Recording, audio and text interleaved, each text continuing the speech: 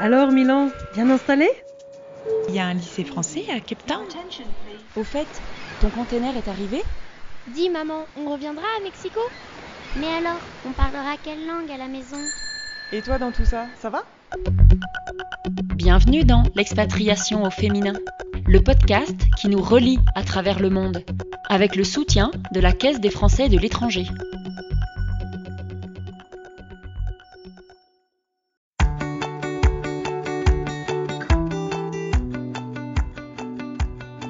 Dans cette nouvelle série spéciale été des podcasts de l'expatriation au féminin, 6 femmes expats nous embarquent avec elles.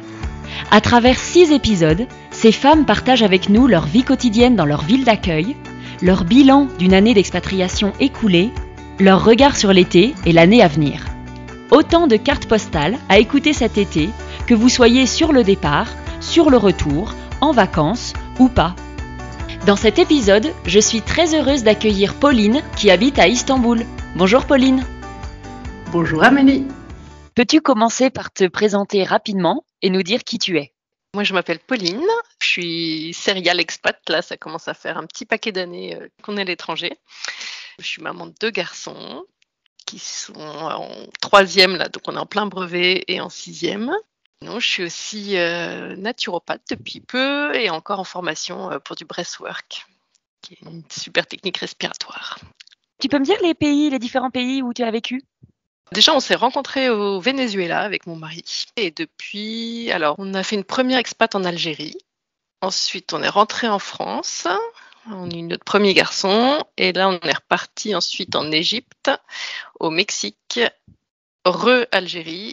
Et là, maintenant, Turquie.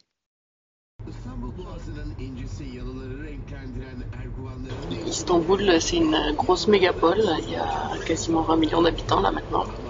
Donc, pas mal de voitures forcément. Après, pour avoir vécu à Mexico et au Caire, niveau trafic, je trouve que quand même ça roule toujours à peu près. Alors oui, il y a beaucoup de monde. Oui, quand on veut passer les ponts les week-ends pour les retours de plage, ça peut être très très long.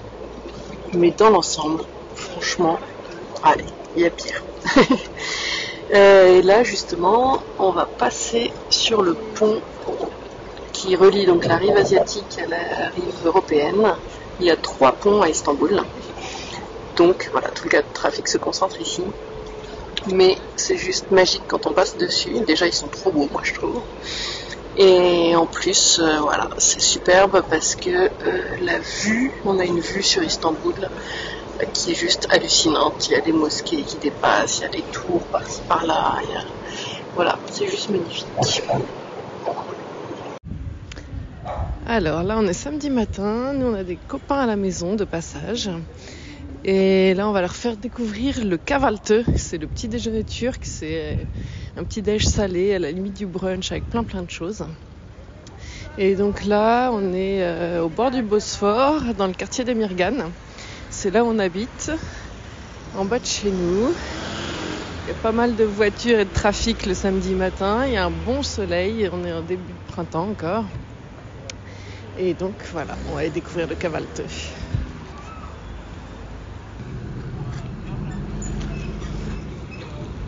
Et là, il y a le bateau qui arrive pour aller visiter Eminönü, qui est le centre historique d'Istanbul.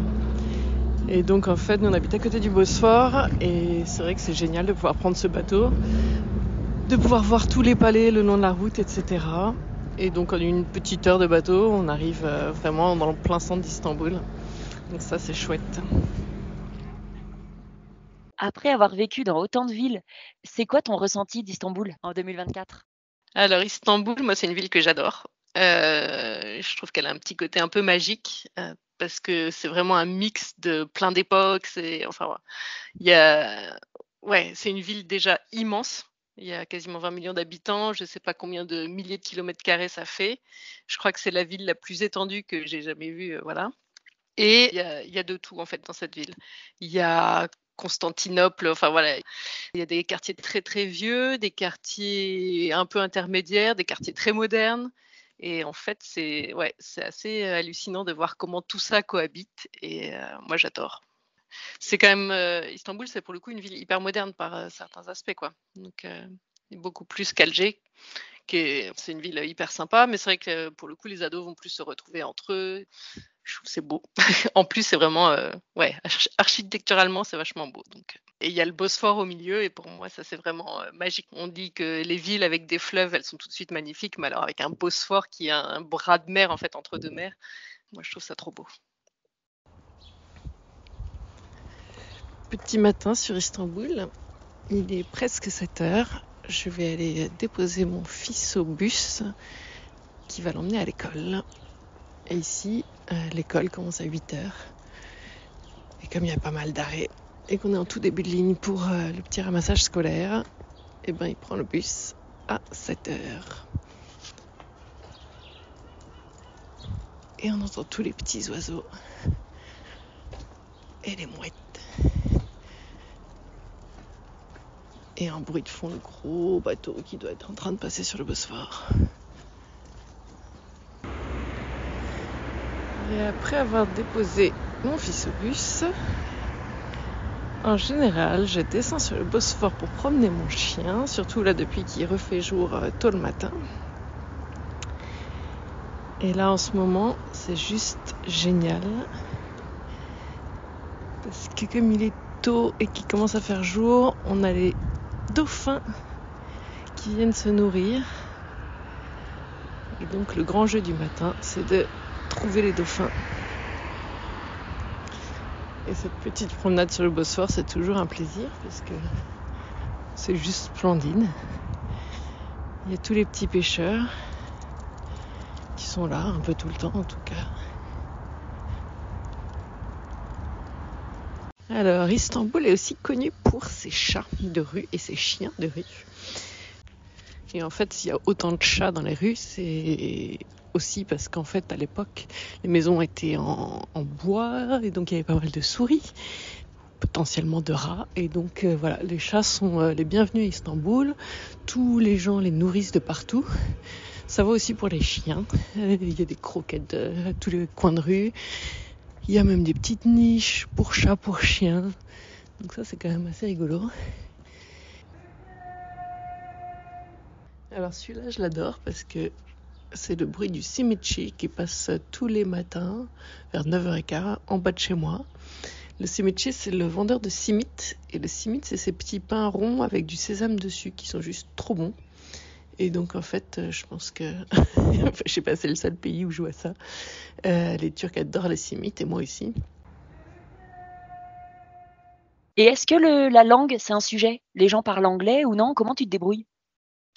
Alors le turc, c'est pas une langue très facile. Soyons honnêtes, il y en a beaucoup qui apprennent et qui se débrouillent pas mal. Et c'est vrai que c'est pratique d'apprendre le turc au quotidien parce qu'effectivement, les Turcs parlent pas forcément très bien anglais en tout cas. Il y en a, oui, mais pas tous. Voilà, moi typiquement, je peux poser quelques questions, mais je comprends pas toujours quand on me donne la réponse. Ouais, quand ton plombier vient chez toi, ça peut être tu peux un peu galérer, non, j'imagine. Alors j'ai découvert, je suis devenue une professionnelle de Google Translate.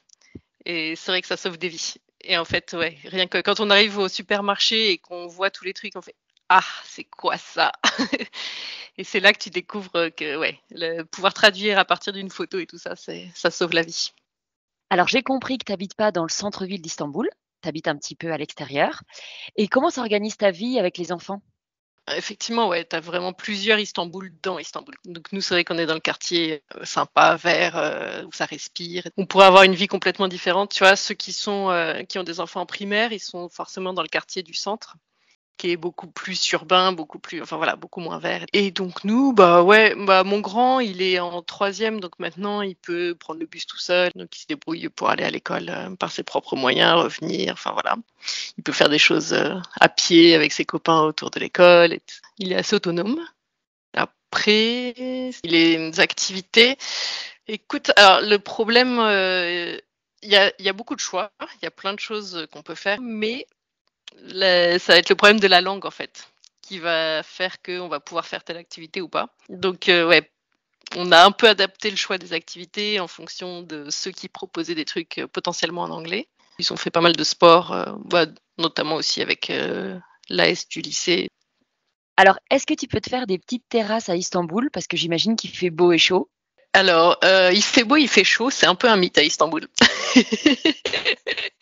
Parce qu'en fait, l'hiver, il fait froid, il fait moche. Et l'hiver peut durer assez longtemps même. Tu vois, là, on est le 5 juin, c'est ma 3e année consécutive et c'est la première fois qu'il fait beau et chaud un 5 juin. D'habitude, on est encore à se dire, est-ce que le week-end prochain, peut-être, on pourra faire une fête dehors et pas à l'intérieur? Voilà. Donc, il fait pas si chaud, si beau tout le temps à Istanbul. Non, après, c'est vrai que ouais, la vie est agréable. Il y a toujours quand même une belle luminosité, même quand il fait pas beau. C'est rare qu'il n'y ait pas un moment où il y ait du soleil. Donc voilà, pour le moral, ça fait toujours du bien. Là, je parle vraiment pour Istanbul et pas pour toute la Turquie, mais clairement, c'est un pays et une ville qui sont ouverts sur le tourisme.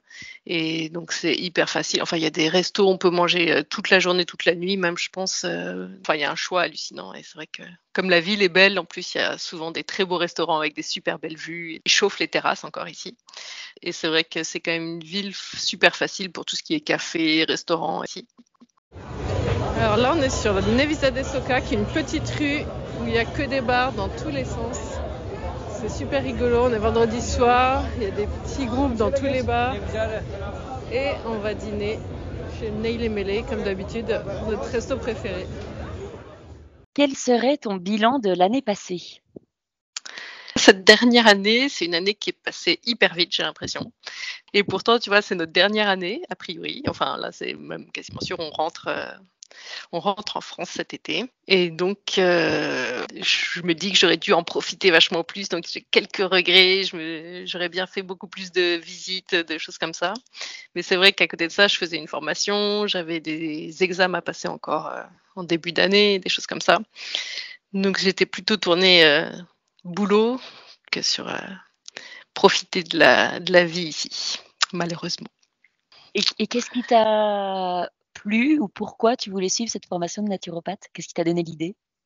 Ça fait pas mal de temps que l'idée me trottait dans la tête. Et après, quand j'étais à Alger, j'avais une copine qui faisait ça aussi.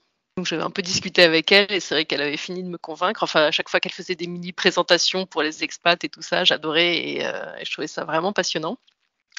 Et donc je me suis dit, allez, enfin voilà, j'ai profité du budget formation qu'on a dans le package d'expat. Je me suis dit, allez, c'est le moment ou jamais. Et ouais, non, je trouve ça juste génial de voir comment fonctionne le corps, comment est-ce qu'on peut l'aider à aller mieux, tout simplement. Et ouais, donc non, j'ai trouvé ça vraiment super chouette, quoi. Et l'idée, c'est que tu veux faire des consultations ou plus des présentations comme faisait ta copine? Écoute, ça va dépendre un peu de ce qui se passe pour nous à la rentrée. Ouais, des consultations, c'est le plus simple. Après, tu vois, je me dis si jamais on repartait sur un autre pays, tu vas faire un petit truc pour les femmes d'expat. C'est vrai que ça peut être sympa, des petites présentations comme ça. Mais bon, là, ça sent plutôt la France, donc il va falloir que j'improvise un peu. Et alors, justement, si on parle de la rentrée, comment l'abordes-tu? Parce que là, je vois qu'il y a un peu d'incertitude. Oui, écoute, j'aurais adoré que ce soit une rentrée sereine. Je pense que ça va être un peu plus sportif que prévu. A priori, ce sera une rentrée en France, à Lyon probablement. Donc ça, on savait à peu près qu'il y avait quand même des grosses chances. Donc on avait prévu les écoles à l'avance, heureusement. On est toujours le 5 juin et c'est toujours pas officiellement fait. Donc voilà, c'est très confortable. Donc la rentrée, ouais, ça va être s'adapter. Les enfants vont découvrir la vie en France. Donc ça va être un peu sportif, à mon avis. Oui, parce qu'ils ont vécu en France ou jamais? Écoute, mon grand est né en France, il est né à Lyon et on est parti quand il avait 2 ans et demi. Ouais, donc pas de Il souvenirs n'a ou pas alors des c'est juste les souvenirs. vacances. Ouais, son idée de la France, c'est les vacances et les colos. Et du coup, oui, pour cet été, donc tu rentres évidemment, mais du coup, Ouais. tu rentres, c'est j'imagine le déménagement en même temps que. Enfin, comment t'abordes cet été? Écoute, nous, notre principe, c'est que de toute façon, le mois de juillet, on le passe, on a une maison dans le sud de la France. Ça, c'est notre point fixe, notre ancrage pour la famille et pour les enfants aussi, tu vois. Donc, tous les mois de juillet, on est chez nous. Donc, ça change pas. Même quand il y a des déménagements ou autres, on se débrouille pour être là et profiter à ce moment-là. Donc, il y aura un déménagement.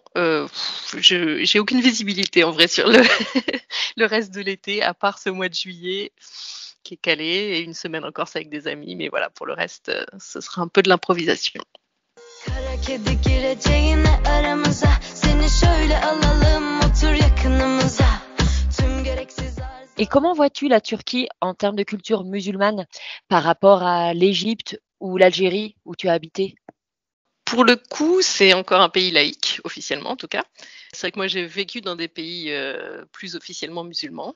Alors, on ressent la présence musulmane parce qu'il y a des mosquées à tous les coins de rue, il y a l'appel à la prière, tout ça, voilà, tout le temps. Et par contre, franchement, au quotidien, typiquement le ramadan, si on n'est pas au courant, on ne sait pas que c'est le ramadan. Alors que dans d'autres pays, tout est fermé toute la journée. Là, vraiment, on le voit pas, quoi. Donc de ce côté-là, c'est assez impressionnant. La culture, elle est là, hein, on la sent, mais au quotidien, c'est pas ça le premier truc qu'on voit. Et il y a même des rayons jambon pour les puristes, pour ceux qui aiment vraiment ça. Il y a des rayons, on peut trouver du jambon et du porc, puisqu'effectivement, il y a des personnes qui ne sont pas censées être musulmanes et qui ont le droit d'acheter du porc s'ils veulent.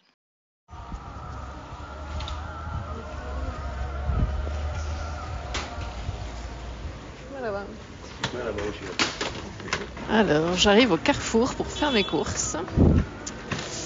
Les légumes sont plutôt pas mal, pas très chers. Enfin, plus chers qu'au marché, etc. Mais ils ont plutôt bonne tête. La grande majorité, c'est pas du bio. Et il y a du bio sous plastique. Les fromages sont assez désespérants, mais il faut pas le dire aux Turcs parce qu'ils les aiment beaucoup. J'ai 600 grammes de steak haché pour 413 télé. Ça fait un peu plus de 10, entre 10 et 15 euros. La petite barquette de 600 grammes. Dans l'ensemble, on sent bien quand même que le coût de la vie a clairement augmenté. Là, moi, ça fait 3 ans quasiment que je suis là.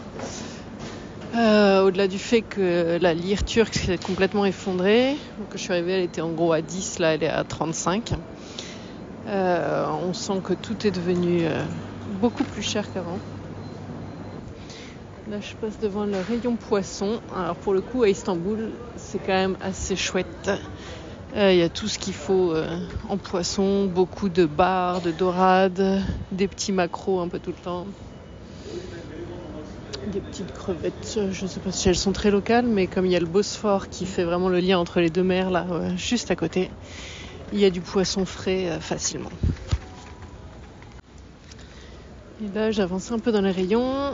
Il y a quand même vraiment pas grand-chose qui manque en Turquie par rapport à certains pays. Par contre, par rapport à d'autres pays, par exemple, la sauce tomate, c'est pas du tout normal. Voilà, la sauce tomate, on va trouver du concentré de tomate, mais la sauce elle-même, il faut la faire soi-même. Comme tu disais, dépréciation de la lire. J'ai vu que l'inflation en Turquie avait atteint 59% entre 2023 et 2022. Donc concrètement, la vie, comment ça se passe? Est-ce que ton loyer, il s'augmente? Est-ce que c'est un sujet? Comment le vis-tu? Ah oui, clairement. Ouais, tout a augmenté. Tout a au moins triplé depuis que je suis arrivée, quoi.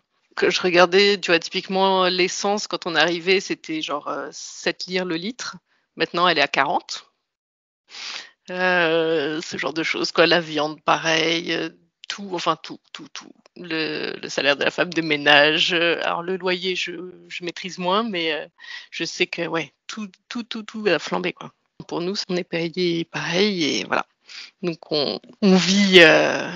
on fait quand même plus gaffe. C'est vrai qu'avant, on est arrivé, la première année, c'était resto à volonté, etc.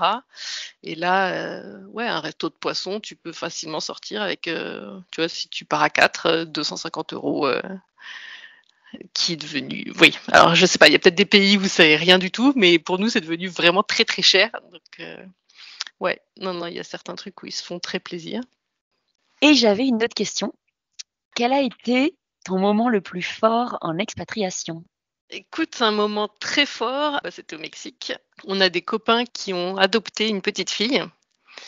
Et donc, on a été avec eux tout du long des procédures, le temps qu'ils fassent les papiers, qu'ils aient des grosses désillusions et qu'on leur dise oui, puis non, puis oui, puis non. Et on a pu être là le jour où l'orphelinat leur a remis en main propre leur petite Olivia. Donc ça, c'était vraiment magique.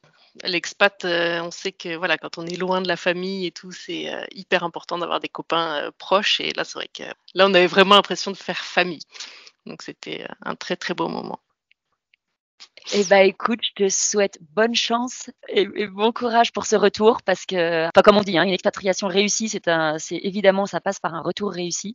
Et merci beaucoup pour cet échange, de t'être confié. Et moi, je te dis, Istanbul, bah, j'avais un peu quelques a priori, mais alors là, ça peut clairement être sur ma liste. Merci beaucoup. Ah oui, non, si tu as le choix, si jamais un jour on te propose Istanbul, c'est hyper agréable à vivre, hein, faut pas hésiter. Très chouette. Merci pour tout. Ce podcast est produit par Expat Communication, l'éditeur de femmexpat.com, avec le soutien de la Caisse des Français de l'étranger.